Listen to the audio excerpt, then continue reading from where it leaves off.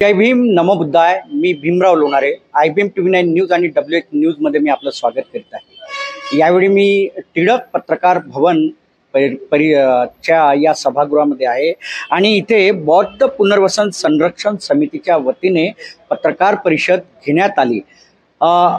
माझ्या बाजूने जे बसलेले आहेत भैयाजी खैरकर आहेत आणि या बाजूने उत्तम शेवडे सर आहेत जे या समितीचे मेंबर आहेत.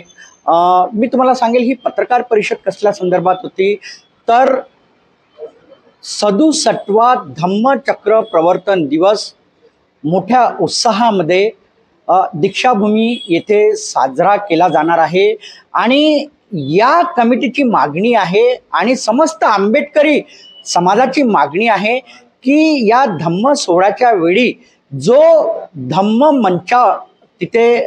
मंचावरून जो विचार दिला जातो त्या विचार मंचावरून त्या धम्म मंचावर फक्त आणि फक्त आंबेडकरी विचारधारेच्या नेत्यांनाच बोलविण्यात यावी अशी मागणी या बौद्ध पुनर्वसन व संरक्षण समितीच्या तर्फे होत आहे, आंबेडकरी जनतेच्या तर्फे होत आहे आणि त्यासाठी ही पत्रकार परिषद घेण्यात आली. मी सर्वप्रथम खैरकर साहेबांच्याकडे जाईल. खैरकर साहेब, तुमचं खूप खूप स्वागत आहे आमच्या या दोन्ही चॅनलमध्ये. काय सांगाल, आता 67वा धम्मचक्र प्रवर्तन दिवस आता 24 ऑक्टोबरला साजरा केला जात आहे, बरोबर? आणि तुमची एक मागणी आहे की आंबेडकरी विचारधारेच्याच नेत्यांना तिथे धम्म मंचावर बोलवण्यात यावं. काय सांगाल? आमची ते मागणी जी आहे ती रास्त मागणी आहे, कारण की लोकांना असं वाटते की बा आम्ही आंबेडकरवादी लोक आहोत, बरोबर आहे, आम्ही सर्वांना सामावून घेणारे लोक आहोत, परंतु धम्म ही वेगळी बाब आहे, ती धम्मभूमी आहे. त्या धम्मभूमीवर एक विशेष संदेश दिला जातो, तो त्या धम्माचा संदेश दिला जातो, बरोबर आहे. आणि लोकांची अपेक्षा ही असते की या दीक्षेवर गेलं तर भारतामध्ये जे विविधांगी जे राज्य आहेत त्या राज्यामध्ये बुद्ध धम्माची स्थिती काय आहे, बुद्ध धम्माच्या चळवळीच्या विरोधात कोण लोक आहेत, कोणतं सरकार बुद्ध धर्माच्या विरुद्ध कायदे करते, त्याच्या धर्मांतराच्या चळवळीला कोण रोखत आहे, कोण या देशाच्या संविधानाला धक्का लावत आहे, या सगळ्या गोष्टीमध्ये दीक्षाभूमीवर गेलं तर आमचं काही मार्गदर्शन होईल. त्यांचे प्रश्न काय आहेत की त्यांना दीक्षाभूमीवर बाबासाहेबांनी 56ला जी दीक्षा घेतली, बाबासाहेब म्हणाले की मी नसलो तर माझे अनुयायी ती माझी प्रतिज्ञा पूर्ण करतील का हा देश भारत बौद्धमय करतील, बरोबर आहे. आणि भारतभर बौद्धमय करणारे जे बाबासाहेबांचे अनुयायी आहेत त्या भारत बौद्धमय करण्याच्या चळवळीला रोखणारे लोक, बरोबर आहे, त्यांची अपेक्षा काय की या प्रश्नाचे उत्तर जे आहेत ते दीक्षाभूमीवर जोही वक्ता बोलेल त्यांच्या प्रश्नाचे उत्तर त्या MP लोकांना मिळेल, छत्तीसगडच्या लोकांना मिळेल. दीक्षाभूमीनं ते कामं करावे ना, किंवा दीक्षाभूमीनं असं योग्य मार्गदर्शन करावं की कुठे छत्तीसगडमध्ये, कुठे मध्य प्रदेशात, कुठे स्थानिक सगळ्या राज्यांमध्ये ज्या बुद्ध धर्मांतराच्या चळवळी ज्या आहेत त्या अडचणीत त्यांना त्या दिवशी योग्य मार्गदर्शन मिळेल असा वक्ता बोलवावा अशी आमची इच्छा आहे. आणि तो वक्ता त्याला बुद्ध धर्माविषयी किंवा भारतीय संविधानाविषयी जर त्याला आस्था नसेल तर तो वक्ता मार्गदर्शन करेल का? पैसा हा दुय्यम भाग आहे. जर गडकरी पैसे देतात किंवा मुख्यमंत्री पैसे देतात त्यांनी ते द्यावे, त्यांची ड्युटी आहे, सरकारची ड्युटी आहे ती. आणि ते यावं त्यांना मी नाही म्हणून राहिलो की त्यांनी येऊ नये असं म्हणणं आहे का? पण या बौद्ध नेत्यांना न बोलवता म्हणजे प्रकाश आंबेडकर बाजूला जर देवेंद्र फडणवीस बसला फरक पडेल का? तो बुद्ध धम्माचा अभ्यास आहे, तो बुद्ध फार बोलेल. मायावतीचं जर 2 घंटे 1 घंटा भाषण ऐकेल तर अर्धा घंटा तो गडकरी बोलेल. बोलावं ना त्यांनी, आम्ही तसं नाही म्हणाल. इथे धम्माच्या ठिकाणावर धम्माचंच कार्य झालं पाहिजे असं सुप्रीम कोर्टाचं डायरेक्शन आहे. बाबासाहेबांच्या सोबत जे धम्मदीक्षेचे आयोजक होते त्या लोकांनी सुप्रीम कोर्टात कसे दाखल केल्या की या दीक्षांवरून हे पॉलिटिकल राजनीती होऊ नये, धर्मांतराचेच कार्यक्रम व्हावे किंवा धम्माच्या संदर्भातले संदर्भ द्यावे असं तेही मानत नाही आम्ही. लोकांच्या भावनाही मानत नाही.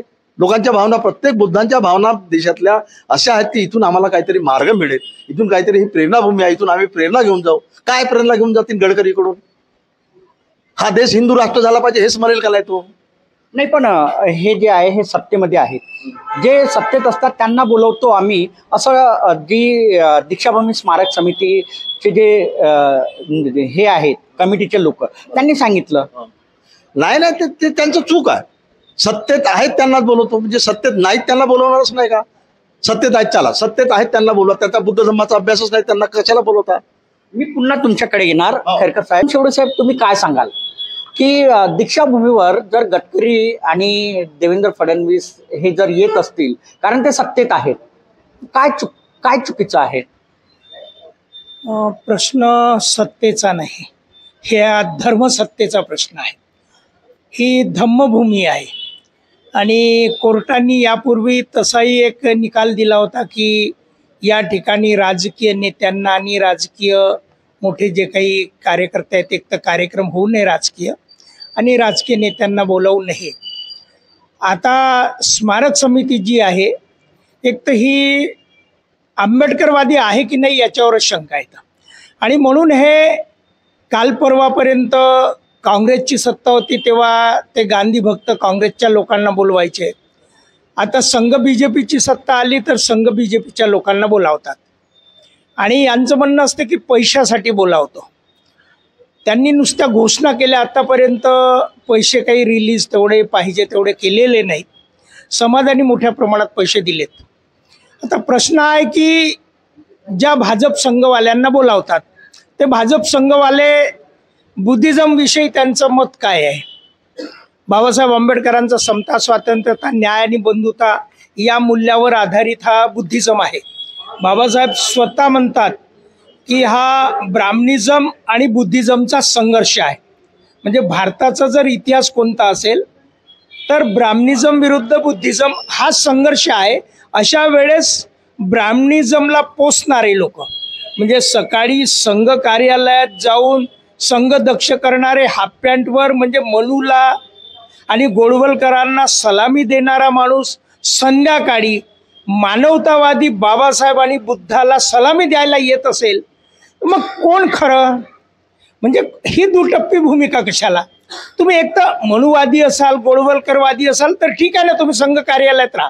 परंतु या दीक्षाभूमीवर जिथं मानवतावादाचा जगात संदेश चालला, त्या ठिकाणून तुम्ही मनूची औलाद इथे येऊन जर तुम्ही आम्हाला बुद्ध आणि बाबासाहेब सांगत असाल, ते मुळात चूक आहे. आणि म्हणून तो किती मोठा असेल, तो मग नागपूरचा खासदार असो, पालकमंत्री असो की मुख्यमंत्री असो, उपमुख्यमंत्री असो, तो आमच्यासाठी शून्य आहे. आमच्यासाठी म्हणजे स्मारक समितीसाठी 100% खरा असेल तो, कारण स्मारक समिती ही घेणारी भीक मागायची समिती आहे. त्यांना भीक पाहिजे आहे, समाजाला ते नको आहे. आणि म्हणून समाजाचे लोक धम्मचक्र प्रवर्तन दिनी देशभरातून जगभरातून येतात. त्यांना संदेश देणारा तिथं पाहिजे, बुद्धिझमवाला, बुद्धाचे विचार मांडणारा पाहिजे खरा प्रतिनिधी. तो खरा प्रतिनिधी नसून हे ढोंगी प्रतिनिधी, ढोंगी बगडे आणि नकली मनुवादी, म्हणजे असली मनुवादी नकली आंबेडकरवादी तिथं यावेत या विचाराचे आम्ही नाहीत. आणि म्हणून त्यांना बोलावूच नाही. आणि बोलावलं तर ते बोलवत आहेत हे संकेत समाजात चालले. त्यांना जर आमंत्रित केलं तर काय भूमिका आहे तुमची? आमची भूमिका म्हणजे समाजाची भूमिका आहे, आमची वैयक्तिक भूमिका नाही. मी उत्तम शेवडे म्हणून वैयक्तिक नाही बोलत, मी बौद्ध समाजाचा एक प्रतिनिधी म्हणून बोलतो की बौद्ध समाजामध्ये, भारतातल्या संपूर्ण बौद्ध समाजात जो मॅसेज चालला तो चुकीचा चालला. एक तर संघ आणि BJPनी या देशाला संपूर्ण खराब केलं, म्हणजे संविधानाची अशी तशी केली, देशाची अशी तशी केली, देश विकायला निघाले. ते लोक तुम्हाला शहाणपण सांगायला जर इथे येत असतील, त्या बौद्ध समाजाला, या देशातला बौद्ध समाज हा सर्वात प्रगल्भ, प्रबुद्ध आणि विद्वान समाज आहे, त्या समाजाला मूर्ख बनवायला जर या क्रांतीभूमीत येत असतील तर तो समाज माफ करणार नाही आणि समाजच निर्णय घेईल. म्हणजे याच्यात उत्तम शेवडे किंवा भैयाजी खैरकर किंवा आम्ही सांगण्याची गरज नाही, स्वतः समाजाने स्वयंभू निर्णय घेतलेला आहे. तो निर्णय आम्ही स्मारक समितीपर्यंत या निमित्ताने पोहोचवत आहोत की तुम्ही समजून घ्या. मी पुन्हा तुमच्याकडे येणार. खैरकर सर, मला एक गोष्ट सांगा. गेल्या अनेक वर्षापासनं याचा विरोध होत आहे की कुण्याही नेत्याला इथे बोलवायला नको. या धम्म मंचावर ज्या दीक्षाभूमीचा जो धम्म सोहळा असतो, त्या धम्म सोहळ्याच्या वेळी आणि धम्म मंचावर फक्त आणि फक्त धम्मगुरूंना बोलविण्यात यावं, यावर तुमचं काय मत? कुठलाही नेता नको. बघा, म्हणून आमचं काय म्हणणं आहे की धम्मगुरू जे आहेत अशी दीक्षाभूमीवरच संकल्पना होती की इथे धम्माचंच कार्य चालावं. बरोबर आहे. नेहमी त्याच्याच संकल्पनाच ती आहे की या दीक्षाभूमीवर संकल्पना चालावं, धम्माचं कार्य चालावं. इथं भिक्षू श्रामणेर जे आहेत, बरोबर आहे, भिक्षूच्या श्रामणेर निर्माण व्हावेत. या दीक्षाभूमीवर बाबासाहेबांच्या स्वप्नातली एक सेमिनरी तयार व्हावी. या दीक्षाभूमीवरून बौद्ध भिक्खू घडावा. बरोबर आहे. आणि तो भारताच्या ठिकठिकाणी जाऊन धम्माचा प्रसार करावा, याची ते भूमी आहे.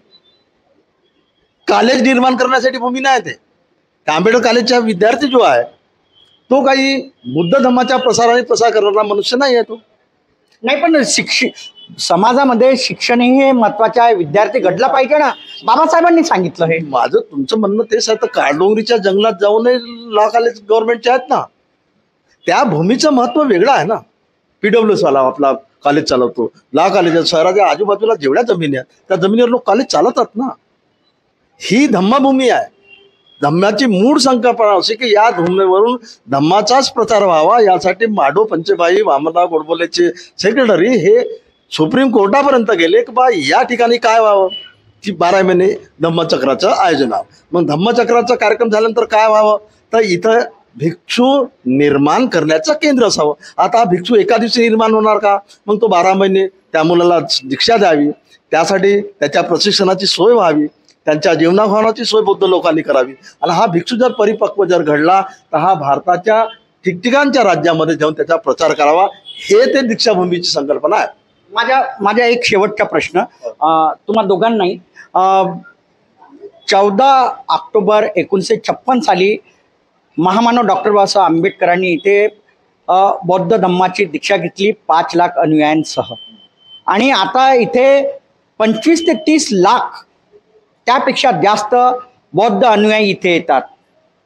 आणि अशात जर या धम्मभूमीमध्ये, या दीक्षाभूमीमध्ये जर नेते जर आपली पोळी शिकत असेल तर तुमची भूमिका काय राहणार? फक्त आणि फक्त या धम्मभूमीवरून बाबासाहेब आंबेडकरांचे विचार आणि तथागत भगवान गौतम बुद्धांचे विचार जायला हवं. यासाठी आता या 24 ऑक्टोबरला तुमची भूमिका काय राहणार ते स्पष्ट करा. स्मारक समितीचं ते जे मुख्य स्टेज जर सोडलं तर दीक्षाभूमीवरचा कुठलाही गरीब माणूस तर पुस्तक विक्री करेल, बाबासाहेबांच्या विचाराची हँडबिल विक्री करेल, बाबासाहेबांच्या विचाराची गाणी तयार करेल, बाबासाहेबांच्या विचाराचा पेपर तयार करेल, बाबासाहेबांच्या विचाराचा मासिक तयार करेल. या दीक्षाभूमीवर सगळे लोक फक्त स्मारक समितीचं ते मुख्य जे आयोजन आहे ते सोडलं तर बाकी सर्व चाय टपरीवाल्यापासून सगळे लोक एकच काम करतात आणि ते बाबासाहेबांचे विचार भारतभर. खेडकर साहेब, माझा तो प्रश्न नाही आहे. माझा एकच सोपा प्रश्न आहे. त्या धम्म मंचावरून जर ते नेते आले ज्यांचा विरोध होत आहे, गडकरी म्हणा किंवा देवेंद्र फडणवीस जर त्या मंचावर आले तर तुमचा काय भूमिका राहणार? आमची भूमिका स्पष्ट आहे ना. त्यांनी येऊ नये अशी भूमिका स्पष्ट आहे. कोण यावं तिथे? बुद्ध धर्माच्या प्रचारक यावं. तर कोण यावं? प्रकाश आंबेडकर यावे, मायावती यावी, खरगेला यावं, दलाई लामाला बोलवावं. मग तुम्ही तसं पत्र द्यायला पाहिजे ना. पत्र दिलेलं आहे कमिटीला. पत्र 1 महिन्यापासून फिरत आहोत मी. त्यांच्या मागे पत्र माझ्याकडे रेडी आहे. अध्यक्षाला भेटलो, अध्यक्ष सेक्रेटरी एक वेळा सगळे लोक भेटले, विलास गजगाटे भेटले, म्हणते ससाई भेटले, सदान फुलझिलेचा मुलगा भेटला, ते भिक्खू जे होते आपले नागधम्म ते भेटले, त्यावेळी सुटे साहेब होते. समितीचे इतक्या लोकांची नावं सांगितली. 100 लोकांचा स्टाफ होता. कॉलेजची प्रिन्सिपाल, व्हाईस प्रिन्सिपाल सुद्धा तिथं उपस्थित होती. अखेर आणखी काय करावं आम्ही? मग काय भूमिका अजून स्पष्ट झाली नाही का? स्पष्ट व्हायलाच तयार नाही ते. जर ही भूमिका स्पष्ट झालेली नाही शेवळे साहेब, आतापर्यंत स्पष्ट झाले नाही की अतिथी कोण, धम्म मंचावर अतिथी कोण, काय वाटतंय तुम्हाला? तुमची भूमिका काय राहणार? अतिथी शेवटी ठरवण्याचा अधिकार तर स्मारक समितीला आहे. आता स्मारक समितीनं समाजहित लक्षात ठेवून किंवा समाजाचा कल लक्षात ठेवून, समाजातल्या कार्यकर्त्यांचा कल लक्षात ठेवून त्यांनी बोलावू नये. कारण असं आहे की ही जी घोषणाबाज मंडळी आहे, म्हणजे फेकू मंडळी आहे, यांनी स्मारकासाठी काहीही केलेलं नाही. अजूनही आता मागे आम्ही बोललो की ITI पासून तर हा आरोग्य म्हणजे माता कचेरीची जागा आहे, ती हितवत पासूनची ही संपूर्ण ही जागा यांना द्यावी. त्यांनी वाटल्यास त्या मेट्रोच्या कार्यालयाला त्यांनी जागा दिली, पण दीक्षाभूमीला दिलेली नाही. मागे कॉटन रिसर्च सेंटर आहे, ते आता याचं सेंट्रल गव्हर्नमेंटचं आहे. केंद्रात राज्यात या काँग्रेसची सरकार होती, भाजपची सरकार होती, बरेचदा हे बोलायचे की आम्हाला ह्या जागा मिळवायच्या आहेत, काही टेक्निकल प्रॉब्लेम आहेत, स्मारक बनवायचं. आता स्मारकही बनलं, जागा ज्या मिळायच्या होत्या त्या मिळाल्या, आणि जे त्यांची नियतच नाही द्यायची तर त्यांच्याकडून आता अपेक्षा नाही, म्हणून त्यांना बोलवलंय. कारण ही खोटारडी मंडळी आहे, बेवकूफ बनवणारी मंडळी आहे. यांनी आता धम्मदीक्षेचा उल्लेख झाला, म्हणजे याच नितीन गडकरींनी एक ते फुटाळा फाउंटन बनवलं. म्हणजे मी संदर्भ सांगतो, फुटाळा म्युझिकल फाउंटनमध्ये बाबासाहेब आंबेडकरांनी 3,80,000 लोकांना दीक्षा दिली अशी स्टोरी आहे त्यात. मी गडकरीला पत्र दिलं, इथल्या NITच्या चेअरमन सूर्यवंशीला पत्र दिलं, कलेक्टरला पत्र दिलं. आम्ही बहुजन समाज पार्टीच्या वतीनं शिष्टमंडळ भेटलं आणि त्यांना सांगितलं की 3,80,000 हा आकडा कुठून आणला? प्रत्येक डॉक्युमेंटमध्ये 5 लाख आणि 5 लाखाच्या वर हा आकडा असताना तुम्ही अशा पद्धतीनं दिशाभूल करता. नागवंशीयाचं शहर नागपूर, नागांचा इतिहास बाबासाहेब आंबेडकरांनी याच 15 ऑक्टोबरला दीक्षाभूमीच्या भाषणात सांगितला. त्या नागपूरचा इतिहास त्यांनी वेगळाच मांडला. नाग नदीचा इतिहास किंवा नागांची वस्ती असलेला नागपूरचा इतिहास नाही. म्हणजे त्यांनी शाहू महाराज नागपुरात आले, ते 2दा येऊन गेले, त्या महाराजाचा इतिहास नाही. म्हणजे एवढा मोठा राजा, अस्पृश्यांची राष्ट्रीय परिषद होते, इथं शेड्यूल कास्ट फेडरेशनचं अधिवेशन होते, स्थापना होते, महिलांचं भारतातल्या सर्वात मोठ्या महिलांची एक परिषद होते, त्याचा उल्लेख नाही. मात्र गांधीजी येऊन गेले किंवा अजून जे कोणी छोटे टिळक येऊन गेले त्यांचे उल्लेख मात्र इथं मिळतात. म्हणजे हा इतिहास बदलवणारी मंडळी, म्हणजे बौद्धांचा इतिहास, नागवंशीयांचा इतिहास, नागपूरकरांचा इतिहास बदलवणारी मंडळी किंवा चुकीचा मांडणारी मंडळी जर गडकरी असेल तर अशा लोकांना तर तिथं पाय ठेवण्याचा अधिकार नाही. दुसरीकडे दिल्लीत मागे ते 22 प्रतिज्ञेचं प्रकरण गाजलं आहे. तुम्हाला माहिती आहे, आपचा जो मंत्री होता तो फक्त कार्यक्रम दुसऱ्याचा तिथं गेस्ट म्हणून गेला आणि 22 प्रतिज्ञा म्हटली म्हणून त्याला राजीनामा द्यायला कोणी लावला? भाजपवाल्यांनी. आता इथं 22 प्रतिज्ञेचा शिलान्यास दीक्षाभूमीवर आहे. गडकरीने जर आला समजा, आता त्यांना एवढं, कारण आम्ही वैयक्तिक काही कोणाचा वैयक्तिक विरोध नाही, विचारधारेचा विरोध आहे, मग आला तर त्यांनी 22 प्रतिज्ञेचं पठण करावं, नक्कीच करावं. कारण बाबासाहेबांच्या धम्मदीक्षा किंवा त्या तिथला जो काही कार्यक्रम आहे तो 22 प्रतिज्ञेशिवाय होत नाही. आणि मोठं फलक शिलान्यास तिथं आहे. आता जर एकीकडे शासनाच्या पैशावरही ते जर म्हणत असतील, समाजाच्या पैशावर, शासनाच्या पैशा, 22 प्रतिज्ञेचं फलक आहे तिथं, त्यांनी जाहीररित्या वाचन करावं आणि सांगावं. म्हणजे धम्ममंचावर, हा धम्ममंच, कारण धम्माचा कार्यक्रम आहे तर धम्ममंचावरून मग ते करावं त्यांनी.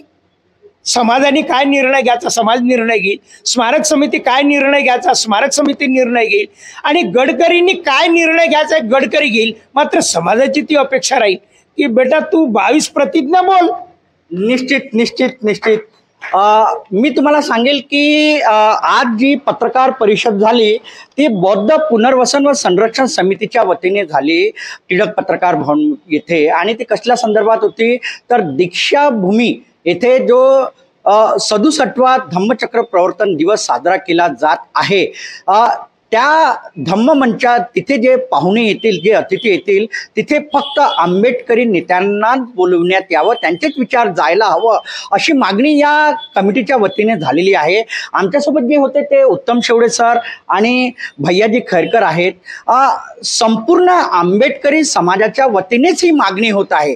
कारण जर या धम्ममंचावर जर भाजप नेते जर आले तर ते आपली पोळी शेकणार असं या नेत्यांनी सांगितलेलं आहे. आणि जर नितीन गडकरी किंवा देवेंद्र फडणवीस या धम्मचक्र प्रवर्तन दिन सोहळ्याला अतिथी म्हणून जर येत असतील तर त्यांनी मग तिथून 22 प्रतिज्ञा घ्यावी असं मत सुद्धा या भैयाजी उत्तम शेवडे यांनी सांगितलेलं आहे. जर 22 प्रतिज्ञा जर देवेंद्र फडणवीस त्या धम्ममंचावरून, त्या दीक्षाभूमीच्या धम्ममंचावरून घेत असतील, देवेंद्र फडणवीस जर घेत असतील तर आम्ही त्यांचं समर्थन करतो असेही उत्तम शेवडे यांनी सांगितलेलं आहे. आणि असंच मत भैयाजी खेरकर यांनी सुद्धा मांडलेलं आहे. तर मी तुम्हाला पुन्हा एकदा अजून सांगेल, धम्म मंचावरून फक्त आणि फक्त तथागत भगवान गौतम बुद्धांचे विचार जायला हवे, महामानव डॉक्टर बाबासाहेबांचेच विचार जायला हवे आणि त्या मंचावर आंबेडकरी जे विचारधारेचे नेते आहेत त्यांनाच तिथे जे स्मारक समिती आहे, दीक्षाभूमी स्मारक समिती आहे, त्यांनी बोलवायला हवं असं एकूणच मत आज या पत्रकार परिषदेच्या माध्यमातून मांडण्यात आलं. तर आपण बघत राहा IBM TV9 news, WH news. आमच्या चॅनलला लाईक करा, सबस्क्राईब करा, आयकॉन बेल बटन दाबण्यास विसरू नका. धन्यवाद. जय भीम, नमो बुद्धाय.